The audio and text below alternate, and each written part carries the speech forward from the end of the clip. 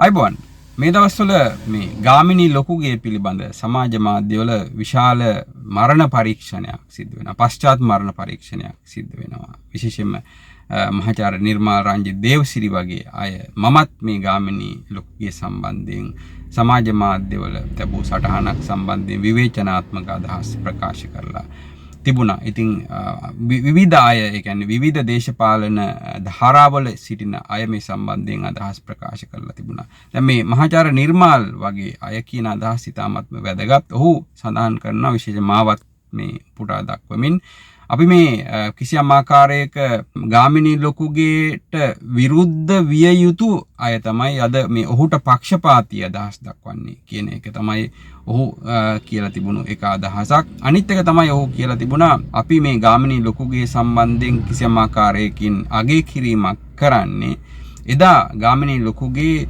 මේ ජනතා විමුක්ති පෙරමුණේ කැරැල්ලට ඒ මුහුණ දුන්නු ආකාරය ඒක පිළිබඳ කිසියම් අගය කිරීමක් සහිතව ඒ පසුබිමේ තුල තමයි අපි මේ ගාමිණී ලොකුගේ අගය කරන්නේ කියන එක සම්බන්ධයෙන් ඔහු අදහස් ප්‍රකාශ කරලා තිබුණා. ඒක සඳහා ඔහු ඇත්තටම ප්‍රතිතර්කයක් ගොඩනගලා තිබුණා. මේ ගාමිණී ලොකුගේ නිර්මාණය වෙන්නේ සහ මේ ගාමිණී ලොකුගේ කියන ආකාරයට ප්‍රචණ්ඩ දේශපාලනය ඇති වෙන්නේ මේ ජනතා විමුක්ති පෙරමුණේ කැරැල්ලට කලින් කියන එක. ඒ කියන්නේ ඔය 88 89කට කලින් 80න් පස්සේ 80න් මුල ඒ කියන්නේ 82 83 විශේෂයෙන්ම එක්සත් ජාතික පක්ෂ ජේ.ආර්. ජයවර්ධන රජය පත් වුණාට පසුව ඔහු සඳහන් කරනවා නිර්මාල් සඳහන් කරනවා අර තක් සංස්ථාව කියලා එකක් හැදුණා. ඒ කාලේ තමයි මේ ගාමිණී ලොකුගේ වගේ අය වර්ධනය වෙන්නේ. ඉතින් ඒකේම දිගුවක් තමයි පසුව ජනතා විමුක්ති පෙරමුණේ කැරැල්ලාවට පස්සේ ක්‍රියාත්මක වෙන්නේ කියන එක තමයි ඔහු කියන්නේ. අතන මේ දෙවෙනි කාරණේ ඊටාත්ම වැදගත්. ඇත්තටම ගාමිණී ලොකුගේ වගේ අය බිහි වෙන්නේ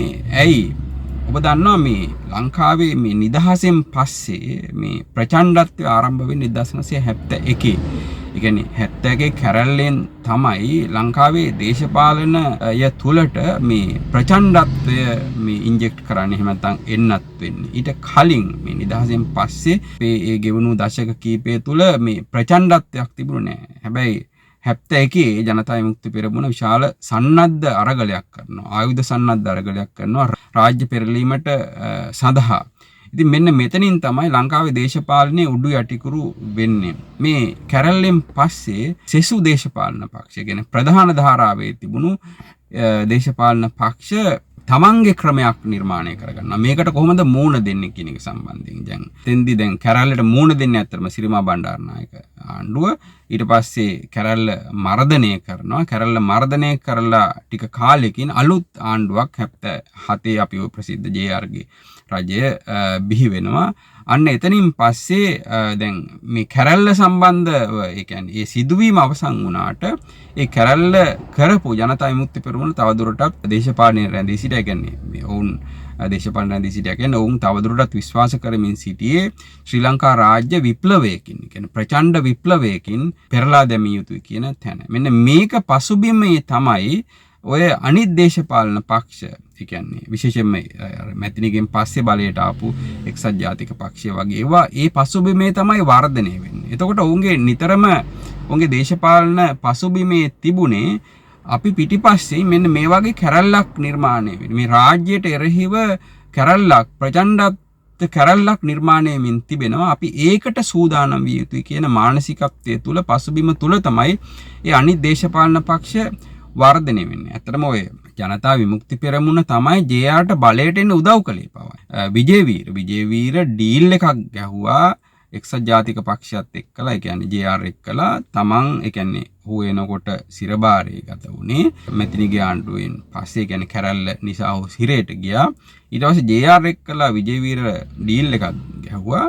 මාව නිදහස් කරනවා නම් මට පුළුවන් එක්සත් ජාතික පක්ෂයට උදව් කරන්න බලයට එන්න කියලා. ඇත්තටම ජනතා විමුක්ති පෙරමුණ 77 ජේ.ආර්. බලයට එීම සඳහා උදව් කළා. ඒ උදව් කළේ විජේවීරට නිදහස ලබා ගැනීම සඳහා. ඇත්තටම මේ ආවට පස්සේ නිදහස ලබා දෙනවා ජේ.ආර්. ජයවර්ධන. ඒ ඩීල් එකට අනුව. ඉතින් ඇත්ත ඔය අපි මේ ඩීල් දේශපාලනය පිළිබඳ විවිධ දේශපාලන කතා කරාට ජනතා විමුක්ති පෙරමුණේ ඩීල් දේශපාලනයේ ඒ තරම් දරුණු වෙලා තිබුණේ. කියන්නේ එක්සත් ජාතික පක්ෂය වගේ හොඳටම දන්නා විජේවීර මේ තමන් මේ රටේ දේශනා කරන විප්ලවයෙන් පෙරලා දැමීමට උත්සාහ කරන ඒ රජයේ දේශපාලනයට සම්පූර්ණ ප්‍රතිවිරුද්ධ දේශපාලනයක් කරමින් සිටි විජේවීර තමයි අර ඒ තමන්ට ප්‍රතිවිරුද්ධ දේශපාලන ධාරාවත් එක්කලා ඒ කියන්නේ එක්සත් ජාතික පක්ෂය ඉතින් එනකොට ඇමරිකානු වාදී ලිබරල් වාදී ඒකත් එක්කලා ඩීල් එක ගහලා නිදහස් වෙන්නේ. ඒක වෙනම කතාවක් වෙනම කතා කළ යුතු දෙයක්. ඒ කොහොම හරි මේක වර්ධනය වෙන්නේ ඒ කියන්නේ ඔය ජනතා විමුක්ති පෙරමුණේ ඒ ප්‍රචණ්ඩත්වය පසුබිමේ තමයි අනිත් පැත්තෙන් ওই ගාමිණී ලොකු කියලා වගේ අය හැදෙන්නේ. මේ වෙනකොට ලංකාවේ තිබුණු මේ සමාජ ආර්ථික පසුබිමත් වැදගත් වෙනවා. කෙටියෙන් කිව්වොත් එහෙම දැන් මේ පසුබිම තුළ ඒ කියන්නේ ඒ සමාජ පසුබිම වර්ධනය වෙමින් තියෙන ලංකාවට ওই කැපිටල් ඒ කියන්නේ ප්‍රාග්ධනයේ ගලාගෙන එමින් තිබුණු යුගයක් අත ලෝකෙ පුරාම මේක සිද්ධ වෙමින් තිබුණා. ඒ කියන්නේ දැන් ඔය මැලේසියාව, ඉන්දුනීසියාව වගේ නැගෙනහිර ආසියාතික රටවල් ඊට පස්සේ මේ ලතින් ඇමරිකානු රටවල් ඒ රටවල් වලට පවා මේ ප්‍රාග්ධනයේ ගලායමින් තිබුණා. ආයෝජන ගලායමින් තිබුණා. විදේශ ආයෝජන ගලායමින් තිබුණා. දැන් ලංකාවෙත් එහෙම යුගයක් තමයි නිර්මාණය වෙමින් තිබුණේ. හැබැයි ජනතා විමුක්ති පෙරමුණ මේකට කැමති වුණේ නැහැ. මොකද ඔවුන් කැමති වුණේ නැත්තේ ඔවුන් මේක අනුමත කළොත් එහෙම ඔවුන්ගේ වැඩේ කරගන්න බැරි වෙනවා. ඒ කියන්නේ ලංකාවේ අර්බුද හදලා දුප්පත්කම අලෙවි කරලා දුප්පත් මිනිස්සු විශ්වවිද්‍යාල ශිෂ්‍යයින් තමන්ගේ දේශපාලනය තුළට ගෙනල්ලා ඔවුන් අර විප්ලවකාරීන් කිරීමට නොහැකි වෙනවා මේ ප්‍රාග්ධනය ඇවිදිලා මිනිස්සු අතර මුදල් ගැවසෙන්න ගත්තොත් එහෙම.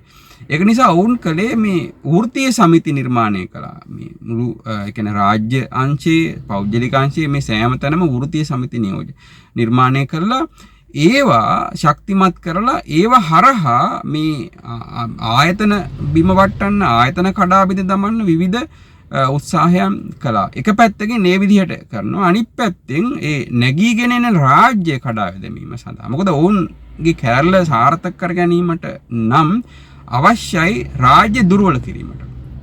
රාජ්‍ය දුර්වල කරන්න ඕන නම් ආර්ථිකය දුර්වල කරන්න ඕන. දැන් අපි දන්නවා ඔය 77න් පස්සේ අතර ලංකාව ඒ කියන්නේ ඒ යුගයේ තමයි මේ ඒ කියන්නේ ඒක ටර්නින් පොයින්ට් එකක් ඇත්තේ. ට්‍රාන්සිෂන් පීරියඩ් එක.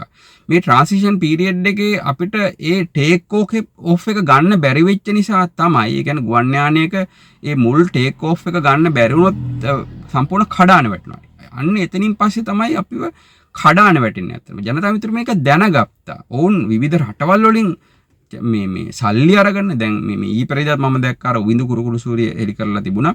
ඒ ජනතා මිත්‍රපුරේ එදා හිටිය අයගේ සාක්ෂි පදනම් කරගෙන ඒ කියන්නේ පොලිසියට දුන්න ප්‍රකාශ සඳහන් මේ ඒවා උපුටා දක්වමින් ඉරාකයෙන් සල්ලි අරගෙන ලංකාවෙන් තේ ගෙනිච්ච ඒ කියන්නේ තේ ඉරානයට ගෙනියන නැව් වලට බෝම්බ ප්‍රහාර එල්ල කරනවා. ඉතින් ඉරාකයෙන් සල්ලි ගත්තනම් අනිවාර්යයෙන්ම වුන් තවත් රටවල් විශේෂයෙන්ම බටහිර ඇතැම් රටවල් වල ඇතැම් සිංගප්පූරුවෙන් පවා චෝදනාවක් තියෙනවා. සිංගප්පූරුව මේ ලංකාව විශාල අභියෝගයක් වුණා සිංගප්පූරුවට. සිංගප්පූරුවට ඒ නිසා අවශ්‍ය වුණා ලංකාව පල්ලෙහාට දමන්න. එක පැත්තකින් ඔවුන් මේ දෙමළ බෙදුම්වාදීන්ට සහයෝගය දෙන ගමන් අනිත් පැත්තෙන් මේ සිංහල කොමියුනිස්ට් වාදීන්ට සහාය දුන්නා කියලා විශාල මතයකුත් තියෙන. ඒක වෙන්න පුළුවන්. දැන් ඒ කියන්නේ ඔවුන්ට මුදල් සඳහා ඔවුන් කුලියට අනිත් රටවල් වෙනුවෙන් ප්‍රචණ්ඩත්වය මේ මුදා හැරියා.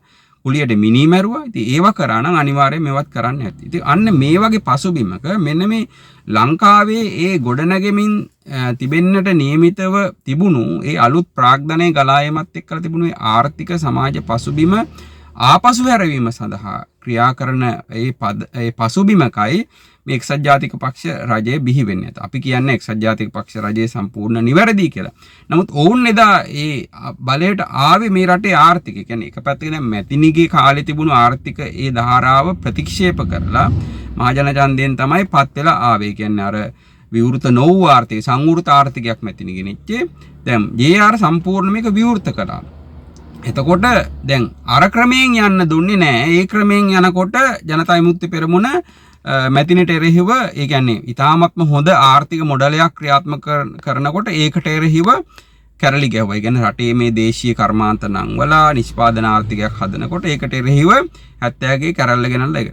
ඊට පස්සේ අනිත් පැත්තෙන් ඒකේ අනිත් පැත්ත ඒ කියන්නේ ඒක බලයට එන්නත් සහාය දීලා කියන්නේ එක්සත් ජාතික පක්ෂයට සහාය දීලා මේ නව ලිබරල් වාදී එක්සත් ජාතික පක්ෂයට සහාය දීලා බලයට එන්න ජයාට ඒක ආවට පස්සේ ඒකට එරෙහිවත් අනිත් පැත්තෙන් ක්‍රියාත්මක වෙනවා. ඒ කියන්නේ එක පැත්තකින් අර සංවෘත ක්‍රමයට ගොඩනගෙන දෙන්නෙත් නැහැ.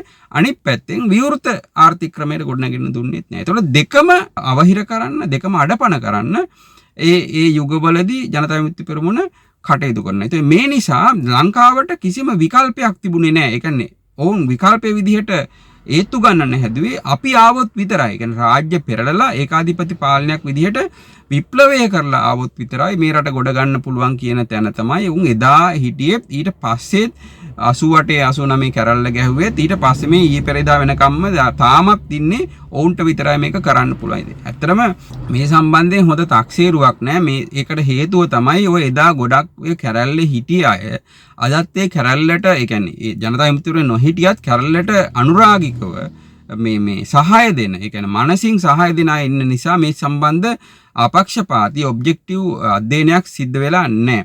ඉතින් මෙන්න මේකට විරුද්ධව තමයි දැන් අද ඔය නිර්මාල්ලා කියන ආකාරයට මේ ඇත්තටම මේ 77 ජේ.ආර්. රජයේ ගාමින් ලොකු කියලා හැදෙන්නේ නිකන් රික්තයක නෙමෙයි, පොලිටිකල් වැකියුම් එකක නෙමෙයි.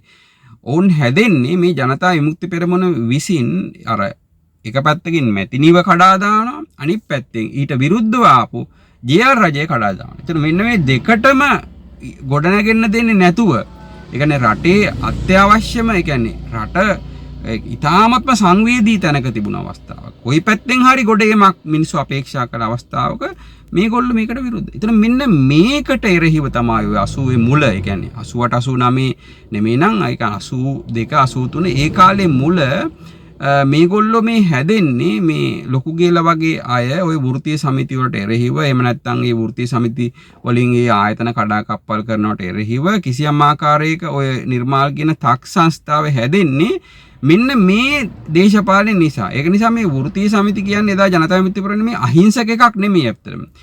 ඒක අර රාජ්‍ය බිඳ දැමීම සඳහා, රාජ්‍ය අඩපණ කිරීම සඳහා ජවිපේ කරපු ඒ දේශපාලන උපක්‍රමයේ ඒක කොටසක්.